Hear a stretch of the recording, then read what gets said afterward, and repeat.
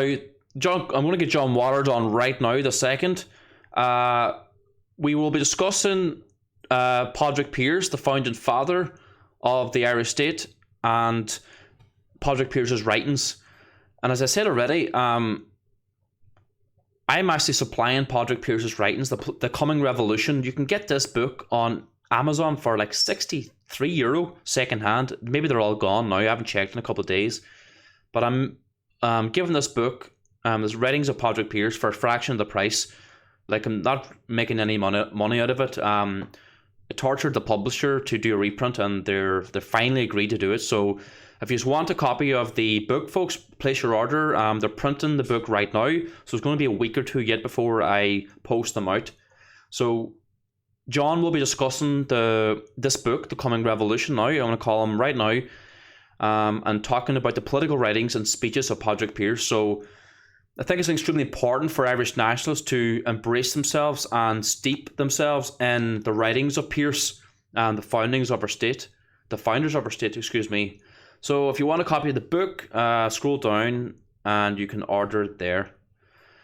All right, so let's get John Waters on the phone here. Now, the reason I was a little late is we had technical issues. I was trying to get John on Skype, but we had technical issues, and I couldn't hear John for whatever reason. We don't know why. So I'm going to have to. We were trying to do video, but now I have to call his phone, unfortunately. So it's just going to be audio, folks. So we apologize for that. So just let me get John here now. Oh, before I get John, hit the like button, subscribe, hit the bell notification too, folks. That would be greatly appreciated.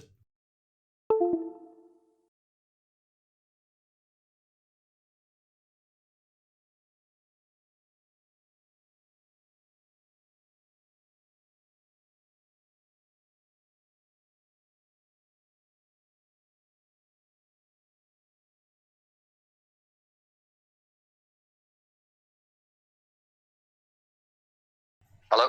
Hello, John. Hi, Niall. How you doing? Good, man. Good. Well, thanks for coming on, John. It's a pleasure and an honour to finally have you on here on the Irish Patriot live stream. Thanks for coming on.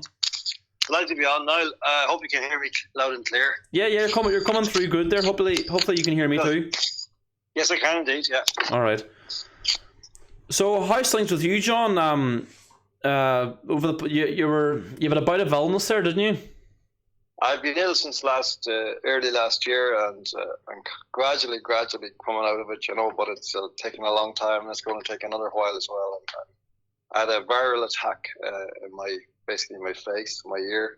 I'm deaf in my left ear, and I have a few other residual symptoms, but I'm a lot better than I was, put it that way, So I'm trying to be as close to normal as I can, but the energy levels are a bit down, Right, okay. Are you feeling like you're getting back on the mend? I do, yeah, I do. But I think, it's, when you're young, you kind of expect to get better in a day or a week, When you get older, it's more like a month or a year, So, right, okay. That's the way it is now, I'm afraid. But I'm all right. I'm actually in good. I've got it's fits and starts. I get a bit of a spurt every so often, and I feel much better. So hopefully that'll continue into the new year. I'm looking forward to 2020. It's going to be a very interesting and exciting year for everybody. I think in Ireland, I think there's going to be big changes and quite a few surprises coming our way. Hopefully it's the decade of the Patriots, as people have been saying. Yeah. I think it is, yeah. I think that globally this is happening, and Europe-wide is happening. We're a bit slow on the uptake sometimes, but I think we'll get there. I think the Irish people, we have probably the richest tradition of patriotism in Europe. And great heroic figures and so on. So I don't think when we become alert to that again and to the situation we're in, I think that we won't be found wanting. Excellent, John. So I wanted to bring you on to talk about the writings of Padraig Pearse. I think it's very important for us to read Pearse and know the history of the leaders of 1916. Yes. And I think there's no better man to explain the writings of Pearse than yourself. So where do you want to start? Well, I just kind of, it's must by way of introduction. I mean, I've always been a fan of, for a very long time, I've been a fan of Padraig Pearse, and he's had a very, it's amazingly, the relationship between official Ireland and Pearse has always been very bad. There was a lack of respect for Pearse in our culture at the higher levels of our culture, shall we say. And I don't know if you picked that up, Niall, but certainly when I was growing up, from, once 1966 was over and then the Troubles kicked in the North very soon afterwards, there seemed to be a combination of factors, a kind of a snobbery about Pearse and also a desire not to give succour to the Provost, as they put it. And so Pearse became not just kind of sidelined, but to some extent, ridiculed and in fact, you might even say demonized in different ways. He was accused of being a reactionary, Catholic, navel gazer and all this sort of stuff. But I always believed that he was. I've always seen him as a great heroic figure and also a great writer and a great thinker. And so I've always tried to kind of do that. When I was in the Irish Times, I used to. Every Easter, I would write an article or two about Pearse and about either 1916 or looking forward to 2016, because that was always in my mind in the last 20, 30 years, that this great moment is coming. Of course, the moment has come and gone, and it was basically stage managed by the government of the day, not surprisingly, because they didn't really want to look squarely at Pearse and what he really represented and what he really said, So, because he is, when you read what Pearse says, you realise that he might be, if he was around today, he'd be taking a hurley stick to a lot of these fellas, So I'd like to kind of talk a bit about him. I'd like to read a few pieces from his essays, which are tremendous. For a very long time, and I ran a bit of a campaign on this myself for years in the Irish Times about the fact that you couldn't walk into a bookshop in Dublin or in Ireland and buy, for years and years, a copy of Pearse's speeches and essays, which are tremendous works, And then I think that Mercier Press published one there about 10 years ago, which is a fine little volume called The Coming Revolution. And I think there should be one in every house, in my opinion. There's no house that should not have that book available to children, and so they can read and understand the meaning of their freedom and the meaning of their nation, which Pearse articulated probably better than anybody. Now, he did it with the help of other figures. That book, I don't work from a copy of that book because I have an older volume which came out a long time before his collected speeches and writings, and political writing. But it's essentially the same stuff. But that's a fine book. I've seen it many times, and it's a fine volume, and really it's indispensable, really, for anybody who's interested in their history and in their culture. And it's amazing the things that Pearse was aware of that we never really credited him with. I often say that, having suffered for hundreds of years a process of colonialism in different forms, Pearse talked about that in a particular way, which I'll come to in a little while, and the nature of that, the absolute nature, which he defined as a kind of form of slavery. And that idea only came to light 50 years after Pearse's death, really, in the work of a psychiatrist from the Caribbean who worked in Algeria during the Civil War called Frantz Fanon, who wrote several books out of his experience as a psychiatrist in Algeria. One is called The Wretched of the Earth, and the other was called Black Skin, White Mask. They were the two major works. And they were essentially about the African experience of colonialism. And when you read them, he's talking essentially about Ireland as well. And Pearse, you can see this in Pearse's work, thinly, laid down upon the page, but still there 50 years before. And that was way, way ahead of his time. So I'll write a few pieces. I'll start off by reading a piece, a section of an essay. These essays were written mainly in the couple of years before the Rising, mainly in 2014 and 15. And the one I start with is one I read this piece many times in the run-up to the referendum of 2018. as I went around the country. I opened up every night, because when you hear it, you realise that actually Pearse could be alive today, excoriating the people who are leading Ireland now. And he was talking about the people who are leading Ireland in his time, just before the Rising. But it's a powerful piece of writing and a powerful piece of emotion. And I'll just start reading it. It's from the essay called Ghosts. And the ghosts he's talking about are four great, the New Irelanders. But they're great patriots and great thinkers of our historical experience. Theobald Wolfe Tone, James Fenton Lawler, John Mitchell, and Thomas Davis. And he quotes liberally from them in this particular essay.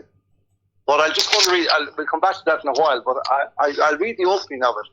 It'll probably go on for 5 or 7 minutes or something like that. Okay. But I'll just read a few pages of it. Ghosts. There has been nothing more terrible in Irish history than the failure of the last generation. Other generations have failed in Ireland, but they have failed nobly, or failing ignobly. Some man among them has redeemed them from infamy by the splendour of his protest. But the failure of the last generation has been mean and shameful, and no man has arisen from it to say or do a splendid thing in virtue of which it shall be forgiven. The whole episode is squalid. It will remain the one sickening chapter in a story which, gallant or sorrowful, has everywhere else some exaltation of pride. Is marrig do gní go hulk agus bíos bocht in a year, says the Irish proverb. Woe to him that doeth evil and is poor after it. The men who have led Ireland for 25 years have done evil, and they are bankrupt. They are bankrupt in policy, bankrupt in credit, bankrupt now even in words. They have nothing to propose to Ireland, no way of wisdom, no counsel of courage. When they speak only untruth and blasphemy. Their utterances are no longer the utterances of men.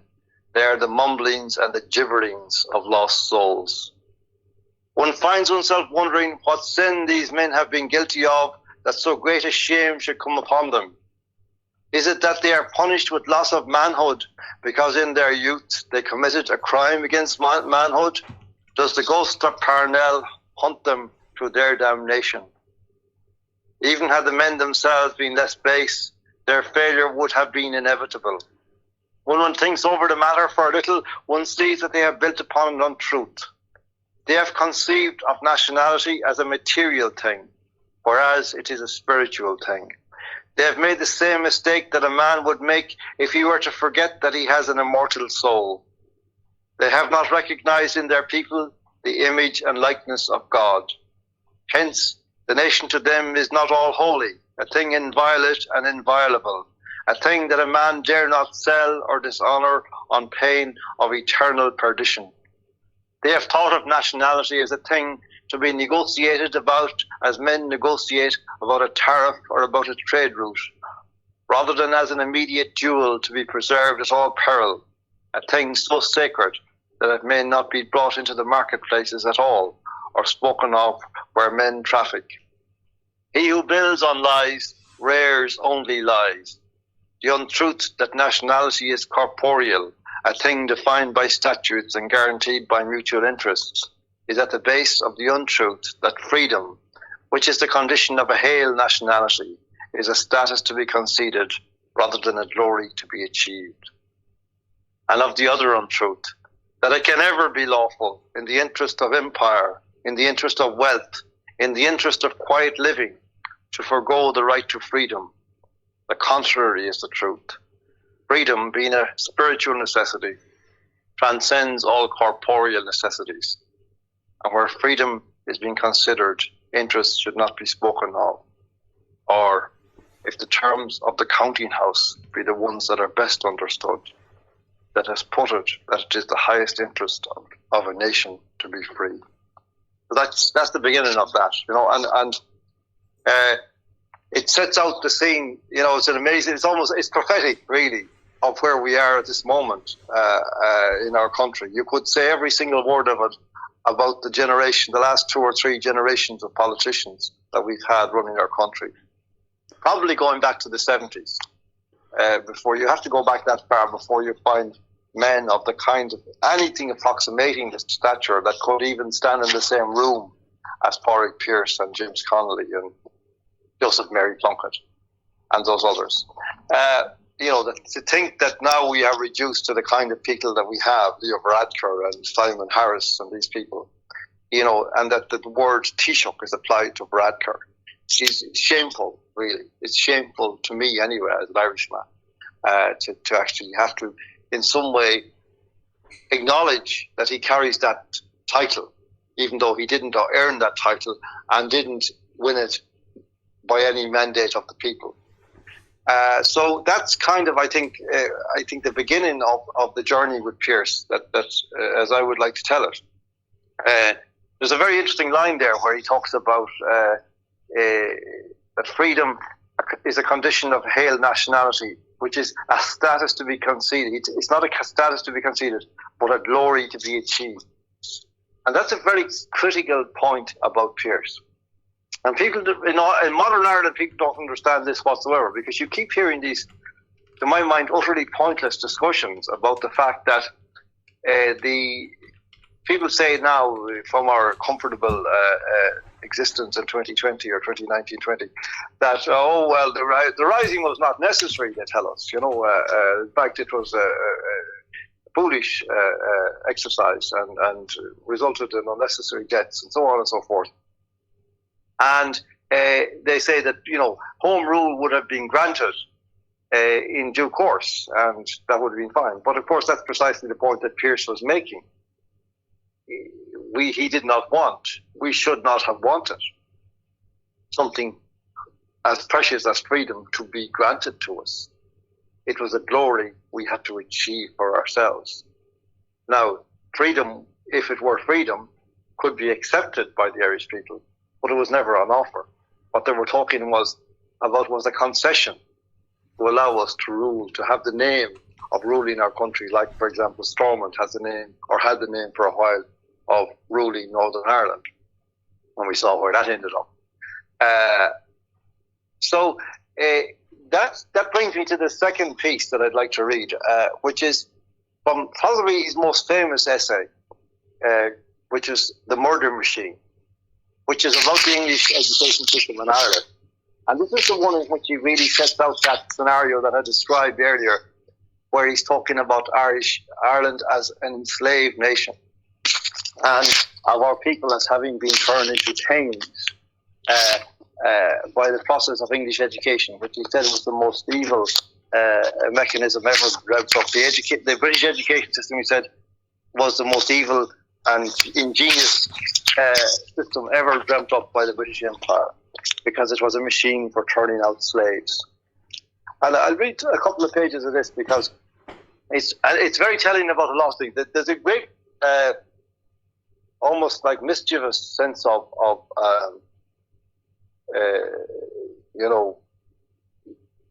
it's hard to say to pick a word for it, really. It's kind of a bravado, or something more noble than that, because he's actually basically saying the unsayable about Britain in the time that he's saying it, especially in a place like Dublin, which was a colonial outpost and a craven city, always anyway, and still is, of course.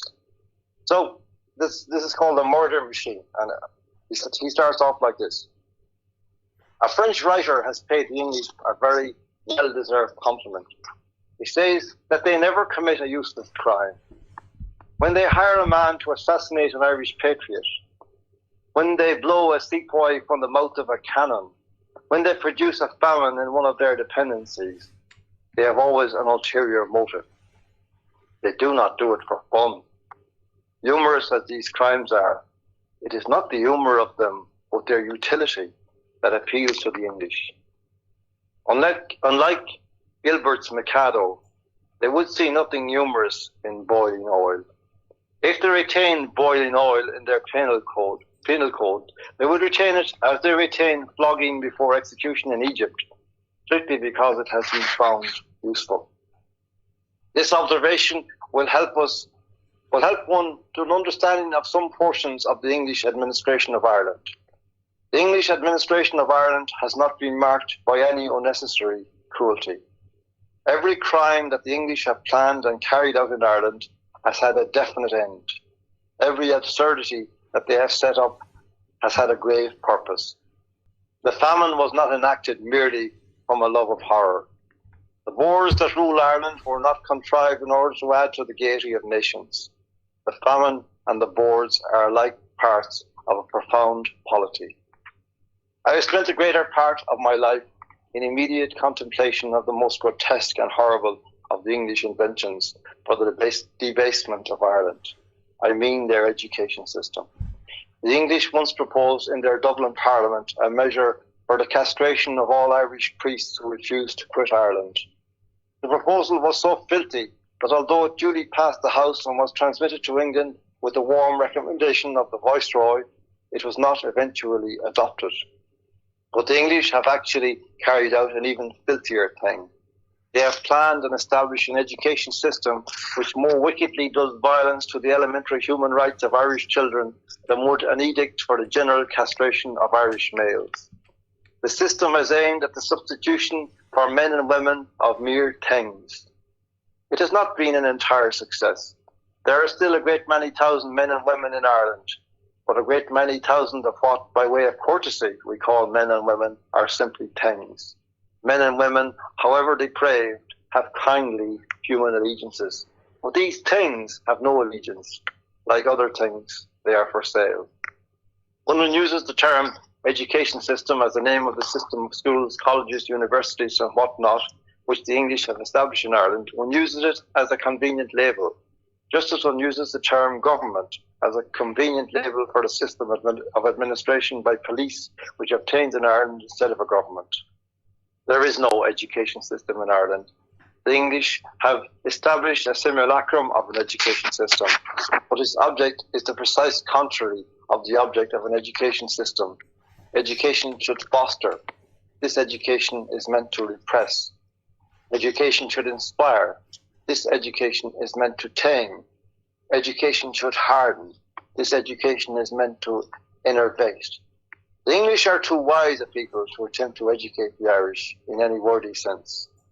As well expect them to arm us.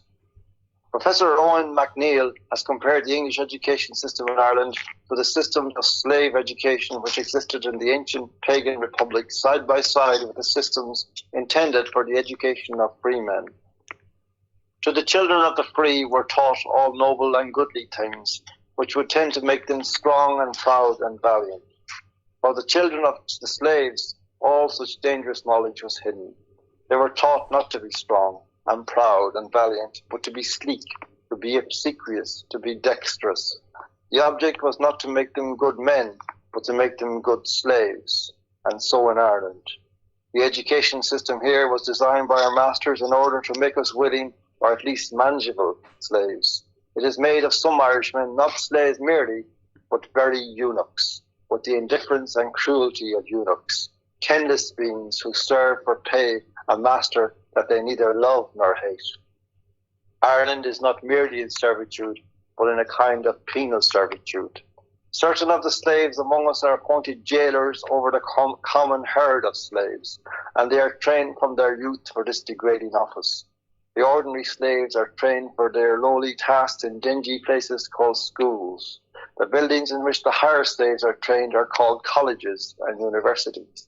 If one may regard Ireland as a nation in penal servitude, the schools and colleges and universities may be looked upon as a symbol of our penal servitude. They are, so to speak, the broad arrow upon the back of Ireland. Now, that's I think, a very beautiful exposition of something which we never talk about. But, you know, it has been a huge problem in our country in independence that instead of, because of the execution of Pearse, and the other 1916 leaders. All of this awareness was lost, and they were replaced by, I would say, with all due respect, an inferior cadre of leaders. And as a result, there was no consciousness of these things at all, about the nature of the project that had been undertaken. Because remember, what Pearse is getting at is that if you are a slave, you cannot wait to have your freedom conceded to you. You must take it by force if necessary. That is the only way you can restore your own humanity to the fullest extent. And that was essentially the point of the Rising. Not that it was in a real attempt to seize power. It wasn't an attempt to seize power. It wasn't even an attempt to create a revolutionary moment, because Pearse and the others knew that was never going to happen in Dublin at that time. It was a symbolic act of sacrifice based in the Easter story, connected metaphorically to that story, in an attempt to awaken the Irish people from their centuries-old slumber. And indeed, that is exactly what it did over the period of the next few years, which we ought to be celebrating now, by the way, but are not, because of the people who have replaced Pearse and Connolly, and these people, the people who are their successors, are just are far weaker. Let us be fair to the original leaders in independence. Let us not compare them to the clowns that now supposedly lead us or have the name of leading us. So this concept of slavery was at the heart of the purpose of the Rising, to awaken the slaves from their and to encourage them to shake off their chains. And that's exactly what it did. Pearse, sorry, go ahead. Yeah, no, go ahead. Yes, go ahead. I was just going to say, Pearse paints a very bleak picture of Ireland, over 100 years ago. Do you think after the Rising, the spirituality of the nation of Ireland improved, and it's gone downhill again, or has it just had it continued to go downhill? No, I don't think it improved, Niall. I honestly don't. I think that one of the things that was happening in the course of the period, not just from the Rising onwards, but going back to the famines. I know that I use the word famines, and Pearse used the word famine, even though both he and I are aware that the famine was not a natural phenomenon. It was a genocide. It was a genocidal operation. That's what it was. And I use the word, people sometimes dispute the use of that word, and I understand what they mean, but I'm not using it in any kind of sanitizing way, nor was Pearse. I'm simply saying that was the mechanism for the destruction of the Irish people, really. That was the purpose of it. It was a form of ethnic cleansing.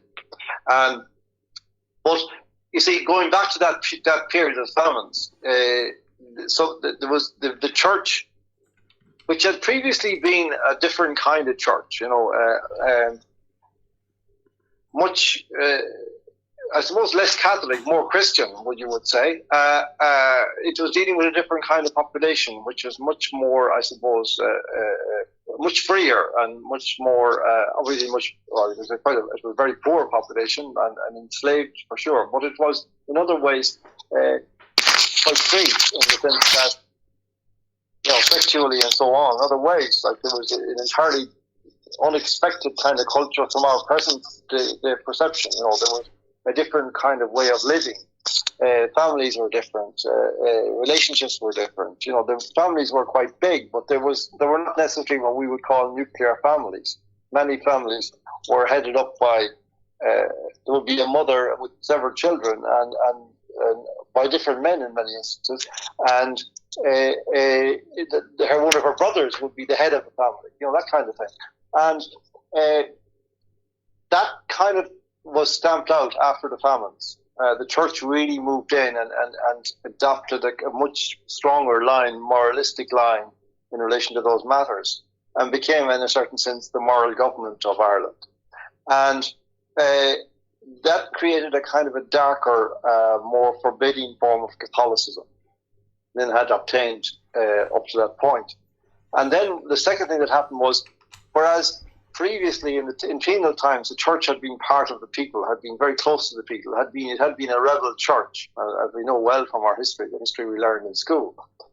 After independence, that changed also, and the church became a kind of an establishment church, not an established church, but an establishment church where it was very much involved with the political class.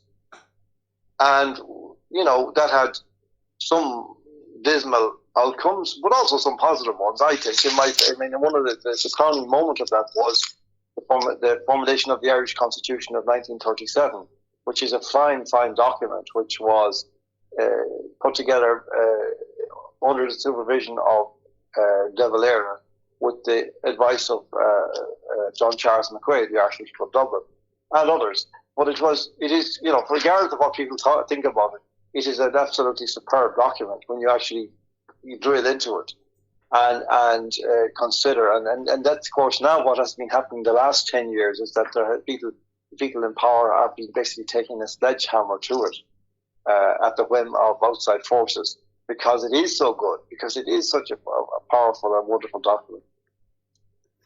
So the church certainly, and Irish spirituality suffered grievously in those years and continued to suffer. And is still suffering. I mean, what we're dealing with now is a form of this kind of legacy of that. The church now is a pathetic outfit in Ireland. There's a long history there of degeneration going right back to independence and before. But the beginning of it was that role that was forced upon the church by the emergency of the post-famine landscape, where there was nobody else to pull Ireland together. There's nobody else to try to put a control on things, and to, that's when they start to interfere in families in a very real way, and began to use the mother as the instrument of moral control in families, and so on and so forth, and that it became a sociological force rather than a spiritual force in Ireland, and I think that's kind of continued, but it has changed now, where it has flipped, whereas once it was a moralistic force, now it is a kind of amoral force in a certain sense. I don't just mean in relation to clerical sex abuse and the terrible things that have happened, although that's a related matter. But the sense now that you think that our leaders now feel that their only responsibility is to make virtue signalling statements that will harmonise with the editorials of the Irish Times on every single issue, whether it be gay marriage, mass migration, or even to some extent abortion, where they're more interested in sort of showing their compassion than they are in actually trying to protect human life, and so on. So, I think that's kind of a potted history of it, but I think it's the answer to your question, Niall, is, that Irish Christianity, Catholicism began to die from the famines on, really. I mean, what existed before that was very different. And if we had actually the kind of church that might have emerged out of that pre-famine church, I think we would be an entirely different culture altogether. Wow. Never heard it that way, the way you put it there, John. Very intriguing. Unbelievable. Have you got any more writings you'd like to read from Pearse? Yeah, I do indeed. I have a few pieces that I've just marked here, and let me just give me a minute just to have a quick look here now. No problem. There's another one, is The Spiritual Nation, which is I think it's one of the great essays. I mean, this is really, because you see, Pearse and the others, they thought of Ireland as a spiritual entity. The nation of Ireland was a spiritual entity. It wasn't going to be a political entity. And that didn't mean that it was necessarily, what we would conventionally think about now is straight away. People always say, he was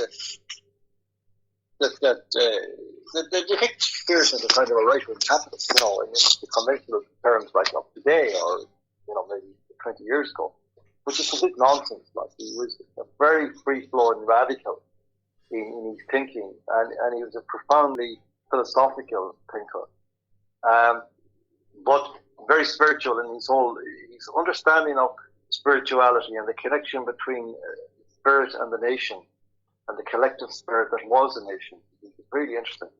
So, and these were thoughts he had got from people like Tone and Davis and Lawler and Mitchell. But I'll read a few paragraphs of this to see what give you a feel of it. It's called The Spiritual Nation. The volume's a little low. Just try and speak close to the mic if you can, please, John. Okay, I will do. Yeah. Is that better? I think so, yeah. Sorry. I'm not sure. That's better now. Yeah, okay. The Spiritual Nation. I have said that all Irish nationality is implicit in the definition of tone, and that later teachers have simply made one or other of its truths explicit. It was characteristic of Tone that he stated his case in terms of practical politics, but the statement was nonetheless a complete statement. To claim independence as the indefeasible right of Ireland is to claim everything for Ireland, all spiritual exaltation and all worldly pomp to which she is entitled. Independence, one must understand to include spiritual and intellectual independence as well as political independence. Or rather, true political independence requires spiritual and intellectual independence as its basis, or it tends to become unstable, a thing resting merely on interests which change with time and circumstance. I make a distinction between spiritual and intellectual independence corresponding to the distinction which exists between the spiritual and the intellectual parts in man. The distinction is not easy to express, but it is a real distinction. The soul is not the mind, though it acts by way of the mind, and it is through the mind one gets such glimpses of the soul as are possible. Obviously, a great and beautiful soul may sometimes have to express itself through a very ordinary mind, and a mean or wicked soul may sometimes express itself through a regal mind. And these possibilities are full of confusion for us. So when we think we know a man, it is sometimes only his intellect we know, the dialectician or the rhetorician or the idiot in him, and not the strange immortal thing behind. We can learn to know a man's mind, but we can rarely be quite sure that we know his soul. That is a book which only God reads plainly. Now I think that one may speak of a national soul and of a national mind and distinguish one from the other, and that this is not merely figurative speaking. When I was a child, I believe that there was actually a woman called Erin. And had Mr. Yeats's Kathleen Ní Houlihan been then written, and had I seen it, I should have taken it not as an allegory, but as a representation of a thing that might happen any day in any house. This I no longer believe as a physical possibility, nor can I convince myself that a friend of mine is right in thinking that there is actually a mystical entity which is the soul of Ireland, and which expresses itself through the mind of Ireland. But I believe that there is really a spiritual tradition which is the soul of Ireland, the thing which makes Ireland a living nation, and that there is such a spiritual tradition corresponding to every true nationality. This spiritual thing is distinct from the intellectual facts in which chiefly it makes its revelation, and it is distinct from them in a way analogous to that in which a man's soul is distinct from his mind.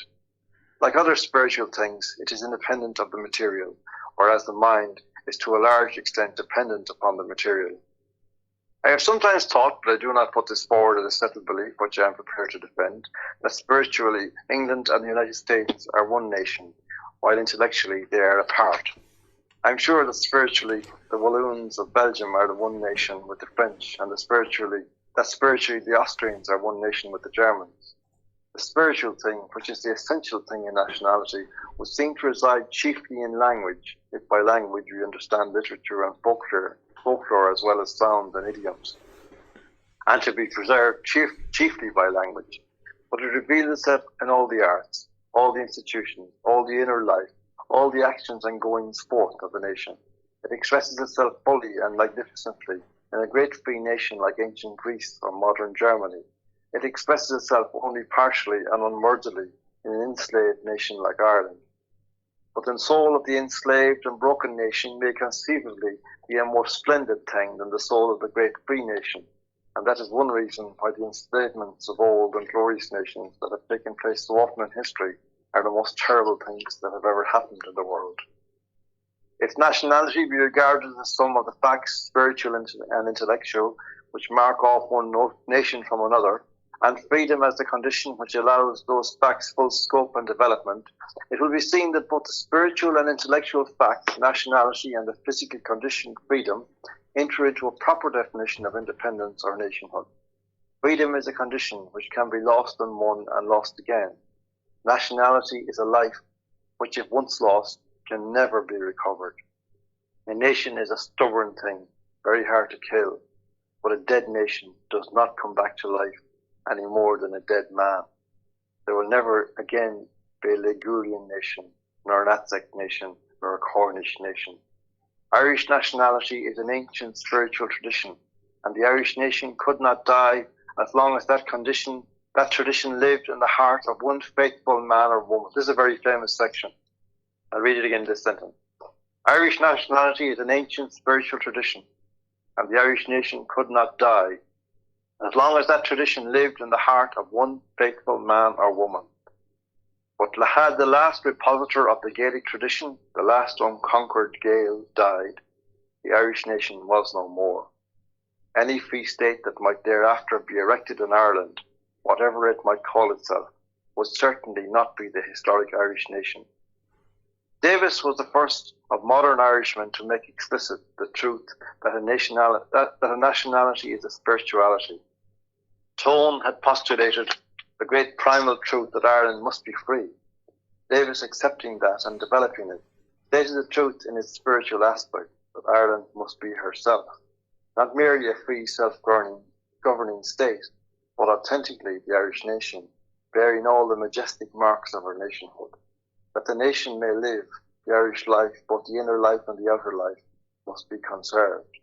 Hence the language, which is the main repository of the Irish life, the folklore, the literature, the music, the arts, the social customs must be conserved. Davis fully realised with the Gaelic poets that a nationality connotes a civilization, and that a civilization is a body of traditions. He is thus the lineal ancestor of the spiritual movement embodied in our day in the Gaelic League. Tone had set the feet of Ireland on a steep. Davis bade her, in her journey, remember her old honour and her old sanctity, the fame of Tara and of Clonmacnoise. Tone is the Irish nation in action, gay and heroic and terrible. Davis stands by the nation's hearthside, a faithful sentinel.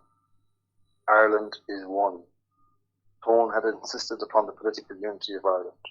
Davis thought of Ireland as a spiritual unity. He recognised that the thing which makes her one is her history, that all her men and women are the heirs of a common past, a past full of spiritual, emotional and intellectual experiences, which knits them together indissolubly. The nation is thus not a mere agglomeration of individuals, but a living, organic thing with a body and a soul, twofold in nature, like man, yet one. Davis's teaching on this head is resumed thus in one of his most lyric paragraphs, and then he quotes Davis, this beautiful paragraph which I'll just read in conclusion of this section. This is Davis. It's absolutely beautiful. Davis says, "This country of ours is no sandbank, thrown up by some recent caprice of earth.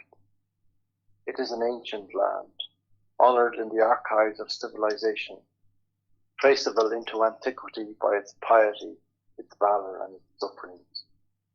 Every great European race has sent its stream to the river of Irish mind. Long wars, vast organisations, subtle codes, beacon crimes, leading virtues and self-mighty men were here. If we live influenced by wind and sun and tree, and not by the passions and deeds of the past, we are a thriftless and a hopeless people." So that's a sense of what Pearse was getting at in this concept of which is quite a complex thing and quite difficult for people to grasp nowadays, because the language is so slippery and has been corrupted so much. The meaning of words like spirituality. Essentially we live in a culture now where what is like spirituality means incense and crystals and stuff like that. But he was talking about it as the soul of man of a free man. But that was what the spirit was, and that section there actually it's very interesting. That section I drew attention to. Irish nationality is an ancient spiritual tradition, and the Irish nation could not die as long as that tradition lived in the heart of one faithful man or woman.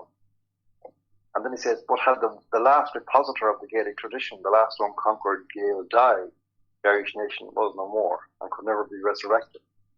Type of thing. That's an amazing thing, because.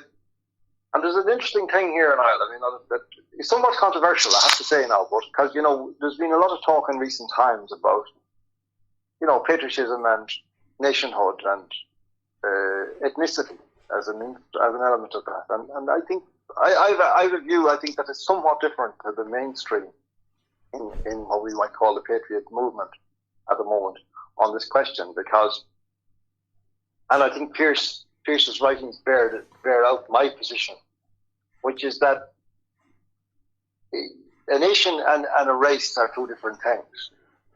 The Irish race, the Gaelic race, is one thing. The Irish nation is a different thing. And they're not necessarily coterminous. They're not necessarily the same thing. And these guys, Tone and Davis and Lawler and Mitchell and Pearson and the other 16 leaders, seem to be saying that you could actually have many different elements in a nation, in the Irish nation. So that what I'm saying here is that, you see, there's a kind of a straw man that's set up by people now who are trying to do down the very idea of the Irish nation, or the idea that Ireland belongs to the Irish or whatever. And they'll tell us, well, there's no pure Irish race anymore. And that may well be true, but it's beside the point. The point that is being made in my explanation, what I would be making, the point I would be making about our present situation is that the people of Ireland, who are self-evident, are entitled to their country and to protect their country and defend their country, and not to have their country stolen or abused or corrupted. And that people may comprise all kinds of people, but they don't comprise anybody and everybody. In other words, there is a clear demarcation, but it's not necessarily defined by race or ethnicity in the sense of those terms. But that, for example, I do think it is possible for outsiders to come to Ireland and become part of the Irish nation, whereas they might never actually end up being Irish. They could be part of the Irish nation by invitation and by acceptance, by virtue of their loyalty and allegiance to the Irish nation. That kind of thing. But we've gone a long way from that in the present culture, where essentially Irish citizenship is handed out like Smarties to everybody, every Tom, Dick and Harry now. And everybody comes here and they're told by NGOs and by politicians that they should immediately assert their Irishness, which is an insult to Ireland and to everything about Ireland. And it's an insult to all the great heroes and all the great people who have died to defend Ireland and its integrity and its uniqueness in the world. There's a big difference between welcoming people as who they are and then inviting them to become Irish. That's an entirely different matter. And so, but at the same time, what I'm warning about is that as an attempt to kind of answer those charges, people are retreating into a kind of, I think, a quite fictional ethnicity, a pure ethnicity. A racial purity, which is not helpful, I don't think, and is not attainable. It doesn't exist. And because even they say, we're a mixture of Normans and Vikings and Gaels and English and all the rest of it, Celts and whatever. And that's all true. But we're still the Irish, you see. This is the point. And this is what Pearse is saying. And I want to read another short Pearse passage, he quotes from David, I think, which kind of gets this across. Because I do think we just need to sharpen up our thinking on this. And I don't say that I have the definitive story on this, no, but I'm just putting it out for people to think about. And so he's talking here. Davis, yes. This is Thomas Davis. And he quotes Davis here. He who fancies some intrinsic objection to our nationality to lie in the coexistence of two languages, 3 or 4 great sects, and a dozen different races in Ireland, will learn that in Hungary, Switzerland, Belgium, and America, different languages, creeds, and races flourish kindly side by side. And while he will seek in English intrigue the real well of the bitter wars of Ireland. What he was saying in the moment of that time, like that the Irish nation are who they are now, at this moment. Now, he qualified that in that other passage where he says that for that it is necessary, and I think this is a symbol and a metaphor. It is necessary that one pure Gael continue to live in Ireland. Now, I don't know, Niall, if you know any pure Gaels. I don't know. I'm sure they do exist. They do exist. But it would be a very interesting exercise. But the point he's making is that there is a root of the Irish nation in the Celtic past of Ireland. And that is the purity of it. And beyond that, then the Irish nation can develop and grow and multiply itself in all kinds of ways, by its own life, not by coercion, not by plantation, not by uninvited outsiders coming and demanding their rights under protection of the United Nations, but because the Irish people choose somebody on the basis of friendship and welcome and hospitality and fellow feeling and commonality to be one of them, which has always happened. It always happened in Ireland from the beginning. We have never been a hostile people to outsiders. But this is entirely different than what's happening now. And I think it's very important to make those distinctions. But this is my view. I'm not pushing on anybody. This is the way I see it. It's a more subtle thing than a lot of the time. Because I think what actually happens in a lot of these discussions is that they polarize into two extremes. And that's dangerous because you then allow the possibility of straw men being created, which can be easily knocked down. And most people then end up being confused because they say, well, that's true. We were Normans. I mean, I'm essentially of Norman stock. My family, on both sides, as I understand it, would have come out of Norman stock. So I'm not a Gael. I'm not a Celt in any sense.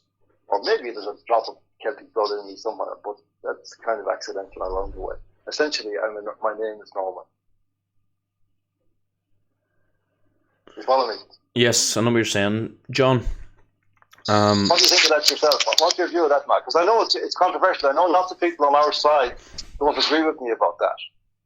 And I'm very open to their views, and they have something. I understand their emotions and their sentiments about our Gaelic roots and so on, and our language, and that doesn't in any way disallow any of that. And what I've said doesn't, in my view, disallow any of that connection. Our music, to my mind, we have one of the great musics of the world. One of the great folk music of the world is Irish. It has roots. Its roots, everything that what we now think of, as a lot of popular music, which came from America, country music and rhythm and blues. All these music have roots in the Irish tradition, so it's a complicated journey and a complicated story, and we shouldn't oversimplify it. Not least because it gives handy, cheap arguments to people who simply want to destroy Ireland. Yes. Now, historically, like you said, there's been Normans invade Ireland, the English, the Vikings, and there's been the Gaels here, and then you can go further back than the Gaels, but. Yes. They embraced Ireland and they became Irish. At least they fought against us, and they were living in the same area. Like historically, there's been they embraced Irish culture and they became us. At least they fought us in a war. Right. But it is the situation that is, and there's a very important point you made, by the way, about the kind of cheap arguments that I'm talking about that are made. I mean, it's all very well to say that there were Normans, but I mean, there was a hell of a lot of bloodshed between the invasions and where we are now. It took a long few centuries for things to settle down. And if you actually look again at, say, the plantation of Ulster, that you could say has still not settled down. So it's not a trivial thing to impose an alien to invade a country. It's not as if it's just people just move in and settle down. Well, no, that's not what happens. Sometimes they take over. And what I'm saying, is that the people who now live in Ireland, who are self-evidently the Irish people, have an entitlement to defend and protect their country and speak up for their country and not be called names and abused by people who have a vested interest, usually a monetary interest, in destroying Ireland. Or you can bring this down to a smaller community to make it more clear. Somewhere, if you take an example of Ruski, the village of Ruski in my own county in Roscommon, like that extraordinary situation, like where you have a village of like 300 people, say, spread out over maybe a quarter square mile, and they're told that they must accept an extra 100 people. In other words, another 33% of their number, and that those extra people will be from an entirely different culture, and they will suddenly be placed into the midst of that village, in the biggest building in the village, in the center of the village, and they just have to suck it up and move on, get on with their lives. So essentially, what you're saying to those people is the life you've built is over, because it suits us to take it from you, because we want to offload these people on you, and then we're going to leave you there to suck it up and sort it out. The same is being said to Ireland as a whole now. And, just as the people of Ruski and Ulsterard and Achill and Ballinamore and all these other places have resisted, so Ireland will resist the same thing, because this is the point. It's not about ethnicity.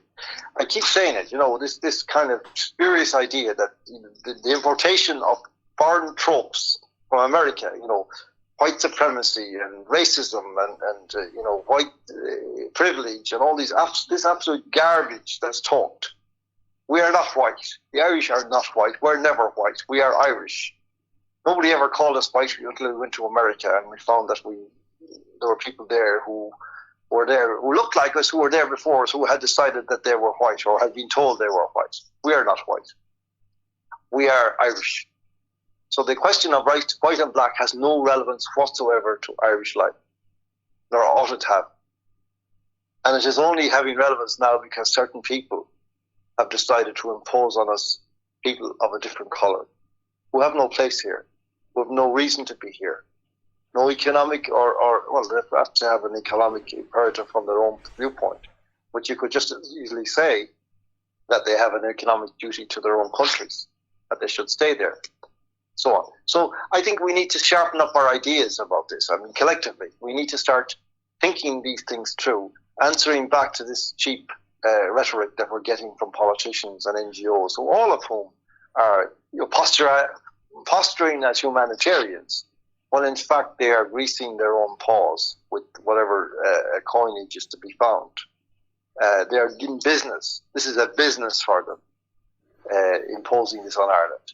They are, there's a concept that has come out of Africa, which is that, the whole idea of concessions, that basically corrupt governments in Africa have functioned for many decades after independence in the 60 years since most of those countries became independent, by basically selling what they call concessions to foreign interests. And we have that in Ireland. That's essentially how our governments have survived. That's essentially been the modus operandi of the Irish state from the beginning, where we just, for example, going back to the 70s, this foreign direct investment. Well, the first people to come here were chemical industries, and they were actually offered. People won't believe this, but it's actually on record. They were offered by the Irish government of the day the Irish landscape as in effect, a sponge to pollute, a sponge for their pollution. That it was called the National Endowment Factor. In other words, the purity of the Irish landscape, the unspoiled nature of the landscape was offered to chemical industries on the basis that nobody would notice for a long time that it had become grossly contaminated. And that's what happened. And that's how you end up with all of these things happening. Like, it's in how you end up with, say, here within sight of my own window here, a giant toxic incinerator on the edge of Dublin Bay. In the name of God, how did that happen in the constituency of the then leader of the Green Party? You have to ask yourself, what the hell is going on when that happens? So this is kind of the way the Irish state has functioned. And you see, when you read Pearse and read his essays and meditate on what he's saying, one of the things that becomes immediately clear is that this man, and I'm sure the others to greater or lesser extents, knew exactly what the project of construction that was required would be. They knew exactly what would be required to create a real freedom in Ireland, a real independence in Ireland, a real sovereignty in Ireland. But because they ended up in pools of blood in the yard of Kilmainham jail, we lost all that, and we spent a century floundering around, led by, second-raters, shall we say, third-raters, 10th-raters now. And that's our great tragedy. That's our great tragedy that we're here now. Is over a century. We're nearly a century into independence now, and we might as well be in the same situation. It's like the day after the Rising. That's where we are in moral and spiritual and indeed in developmental terms. Because what we have in the name of development is it's a form of prostitution. We sell parts of our culture, of our institutions, our constitution, our landscape. We just sell anything inside. Our political class just sells part of our resources, our oil, our fish, whatever you call it. And this is the project now, for patriots now, to actually recognise that we now face into a century of rebuilding Ireland. And it has to start in this year, 2020, because the year after will be the anniversary of the War of Independence and of our achievement of that independence. And I think, it would be nice to think that by the beginning of that year, we were back on the road that those guys started all those decades ago. So, I just say now, how are we for time? I think we're coming up on the hour, but not that I'm in a hurry. But there's a few more. Let me just have a quick look at my thing just to see if there's anything All right, take your time. That might just to finish up, but to read another section. I'll read another section. I think from the Sovereign People. All right. And this is again a very, very powerful essay, and. Really, it's a great gift. These essays are a great gift, to have. Very few nations have such a wealth of understanding of the project that is necessary. And, okay, we're 100 years late getting into it, but who knows? I mean, maybe that's all to go to the long run. So let's see now if this is a...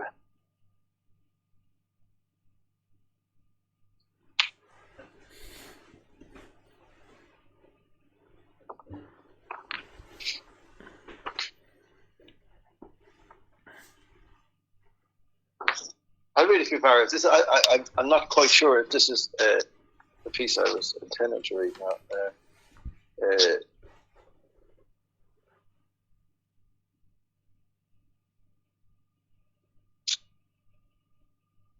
I'll read this on here. National independence involves a national sovereignty. National sovereignty is twofold in its nature. It is both internal and external. It implies the sovereignty of the nation over all its parts, over all men and things within the nation. And it implies the sovereignty of the nation as against all other nations. Nationality is a spiritual fact, but nationhood includes physical freedom and physical power in order to the maintenance of physical freedom as well as the spiritual fact of nationality. This physical freedom is necessary to the healthy life and may even be necessary to the continued existence of the nation.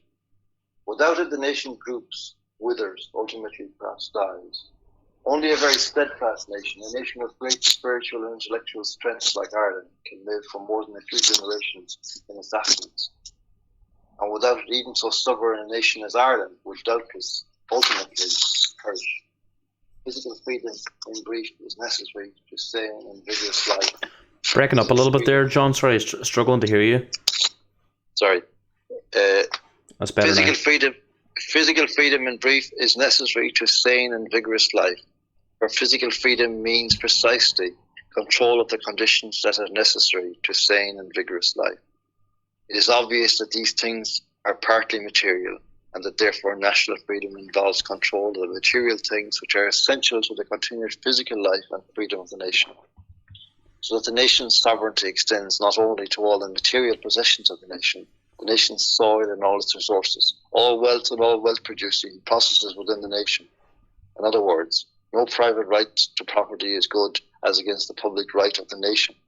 But the nation is under a moral obligation so to exercise its public right as to secure strictly equal rights and liberties to every man and woman within the nation. The whole is entitled to pursue the happiness and prosperity of the whole. But this is to be pursued exactly for the end that each of the individuals composing the whole may enjoy happiness and prosperity, the maximum amount of happiness and prosperity consistent with the happiness and prosperity of all the rest. One may reduce all this to a few simple propositions. 1. The end of freedom is human happiness. 2. The end of national freedom is individual freedom, therefore individual happiness. 3. National freedom implies national sovereignty. 4. National sovereignty implies control of all the moral and material resources of the nation. I have insisted upon the spiritual fact of nationality. I have insisted upon the necessity of physical freedom in order to the continued preservation of that spiritual fact in a living people. I now insist on the necessity of complete control of the material resources of the nation in order for the completeness of that physical freedom. And here I think I give what has been called the material basis of freedom its proper place and importance. A nation's material resources are not the nation, any more than a man's food is the man, but the material resources are as necessary to the nation's life as the man's food for the man's life. So that's the general gist of what he's talking about there. Again, he's talking in very practical terms about how you would manage a nation and all of its resources, and what they're for, and what are the rules for their disposal. And you can see immediately in that passage how he would have immediately have seen that what's happening now is completely wrong. That American transnationals come to Ireland, they set up in Ireland, they use, they contaminate our moral groundwater by coming here to dodge tax. We of course facilitate them in that, and thereby contaminate our own groundwater and create a moral hazard for all other communal contributing to the commonweal in Ireland. But we now, they now not alone do that, but they didn't tell us how they want our country to be run for their benefit. And we agree, we consent. Clearly this is wrong by what Pearse is talking about here. This is not in harmony with the objective of the Rising or of the objective of the project of independence, sovereignty or freedom. And these are the things we need to excavate, to remind ourselves of, get ourselves, our thinking clear and back on track. And that implies, that I believe that we're at a critical juncture in our history. I do believe that. I believe these days, as we turn from one decade into another, the decade that commemorated the Rising, it's the decade that commemorates our independence, is a critical moment, a critical juncture in our history. And that we need now to find people who will, not to find them, we need them to come forward. We need to invite them to come forward from amongst our number, the great people who we know to be there, we sense to be there. The new Pearses, the new Connolly, the new Plunketts, these people, that they will come forward forward now and take up this struggle to rebuild Ireland in accordance with the intentions of its founders. That is the project, I think. It's a hard time. It's a hard thing because we've lived through a period of extraordinary moral dereliction with regard to the patriotic ideals. You know, because of a number of factors which were particular to this era of my lifetime. In particular, the troubles in the north and the resulting bombing campaign of the Provisional IRA, which I believe brought shame on the national flag.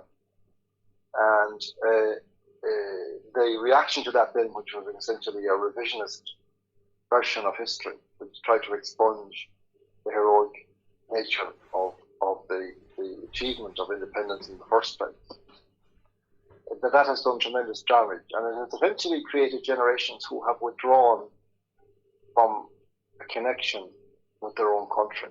They're incapable of emotionally connecting with the idea of Ireland, with the idea of love for Ireland, with the idea of being patriotic. They don't know what that means. So I think it's very interesting the way, and I like it very much, the way that you and others consistently use the word patriot and speak to people, but allow people to speak to each other as fellow patriots. That's a very important phase in all of this, I think, that people begin to use that word freely again. Because that has been expunged from our culture and almost become a laughable concept, a derided concept of it. It has been much derided in our time. And because we have become so material and so economistic in our thinking about all matters to do with the public life of Ireland. And that needs to come to an end. And then, of course, we're back to the old problem. But for all of that to come to an end, we need an end to the media that we now have. You know, we need an end to RTE, we need an end to the Irish Times, we need the Irish Independent, we need it to perish permanently, to be banished from. And then if that means we have a silence for a couple of years, then that's a good thing. It will allow us to reflect and think and maybe talk among ourselves quietly, you know. But, you know, without a conversation, I don't see this happening. Without a healthy conversation. And right now, we're not being allowed to have a firm. Now, that's partly our own fault, that we're not, we're not being allowed to have a proper conversation. But we're not demanding to have one either, loudly, you know. That's what we need to do. You know, we need to insist. No. This is democracy. Democracy isn't just putting a mark on a piece of paper every 4 years.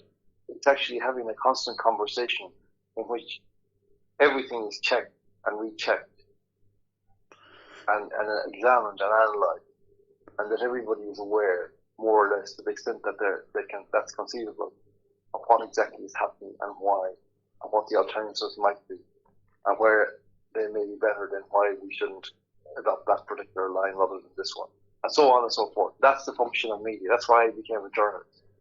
I stopped being a journalist because that stopped happening. In Ireland, you know.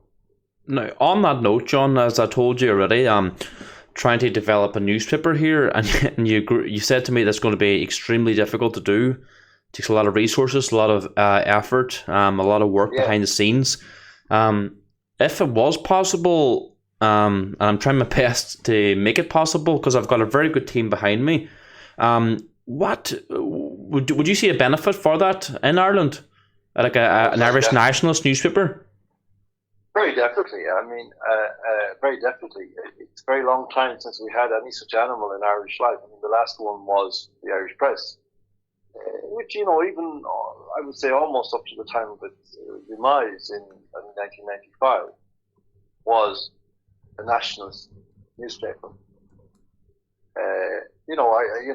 Really, I when I was a young man, I drove a mail car around Roscommon. My father had driven it 50 years before me, and we delivered newspapers as well. And I'm often talked about, and I wrote about this in my book last year, It Goes Back to Bad Roads, where I was talking about, you know,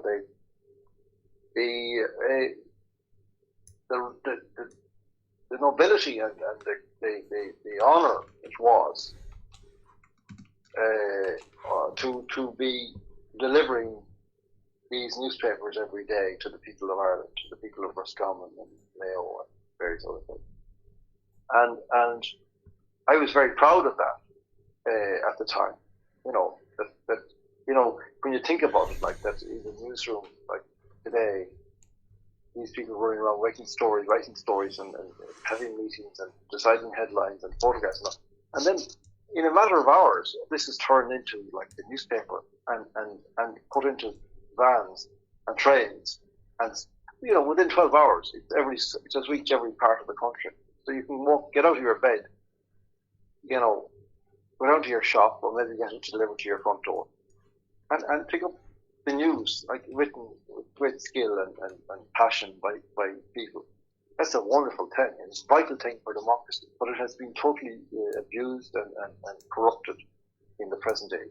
So I welcome, I encourage you, as far as you can, to do this. I just say to you that it's a very difficult thing. Since I've been in journalism for nearly 40 years now in Ireland. I have been out of it for the last 5 years. I don't write for Irish publications now. I write for American ones mainly, but and I haven't been doing very much at all in the last year because I've been ill. But we'll have to get you out of retirement, John. Hopefully. Well, I'd be happy to write the odd thing. At the moment, I'm having to economize my energy because I'm short working days. Yeah. I used to be able to work 16, 18 hours a day one time. Now I'm done after two or three at the most. Right. I encourage you to do it because I think it's so. Again, it's a bit like, in a way, like what I've just been saying, that we need to start again from the day after the Rising. Well, in a certain sense, we have to start the newspaper industry all over again. We really do. And because the Irish Times is a completely corrupt entity, and so is the Independent. And the Independent is owned by some foreign group, I don't know whether it's Belgium or somewhere. We're not supposed to complain about that. That's not apparently a legitimate cause of complaint anymore, but for me it is. An Irish newspaper that isn't owned by an Irish person and company is not an Irish newspaper. Go to hell. I'm not interested. And of course the Examiner then, is owned by the Irish Times. It's just another name for the Irish Times, and it's indistinguishable. So, that's not going to work out very well, is it? So, yeah, why not? Why not? With this moment, start a newspaper that might have that to accompany this revolution from the beginning. Be wonderful. And if I can, I'll help in any way I can. I'm certainly have the honour to write for it, and will do so as much as I can.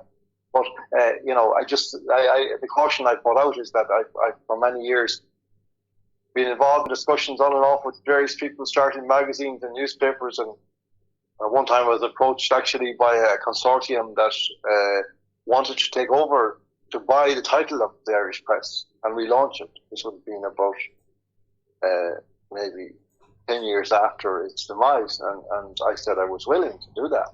I would have, but the whole thing came to nothing, as often happens in these juncture, in these initiatives and projects.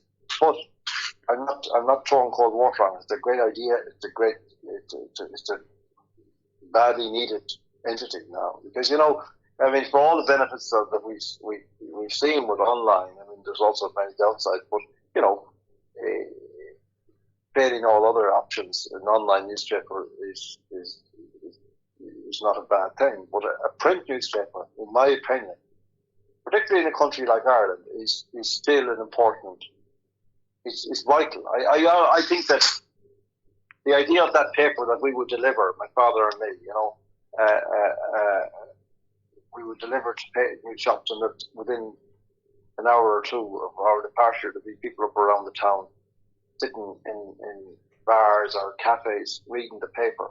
That's the essence of democracy. Inform the citizen what's happening in his country. What is the state doing? What is an oversight on the state? There's nothing more precious than that.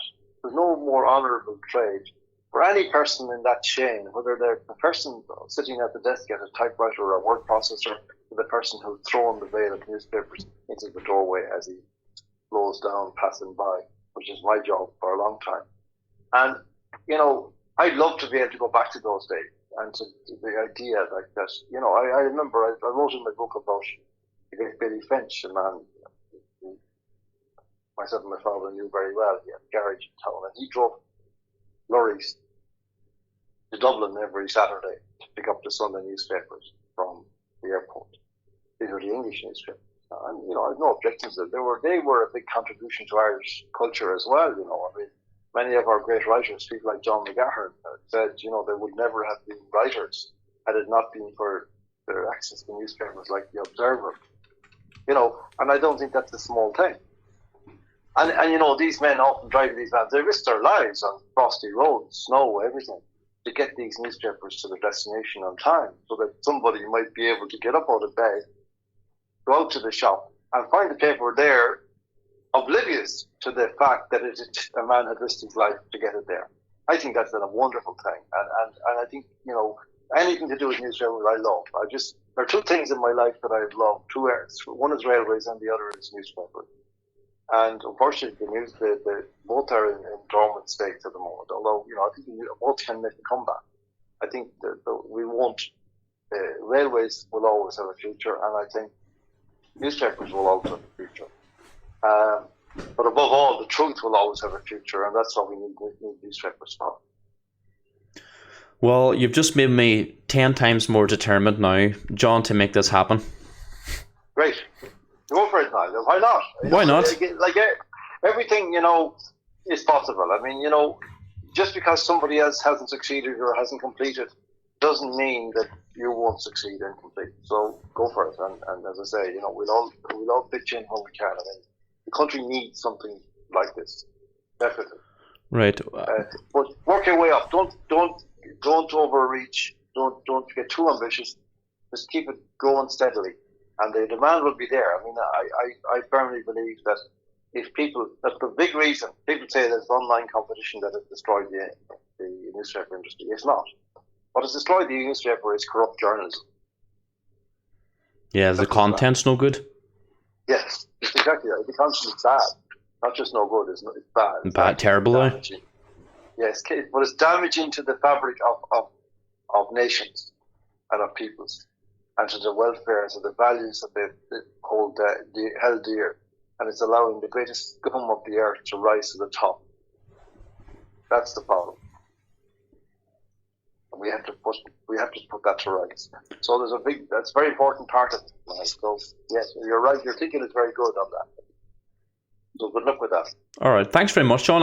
We've went over our time allocated, so I'm going to have to say God bless you, and thanks very much for coming on. God bless, Niall. Thanks a million. Be delighted anytime. All right, see you later, John. Thanks again. Bye. Bye. All right, folks. That was the legendary John Waters there. I'm very grateful, John, for you to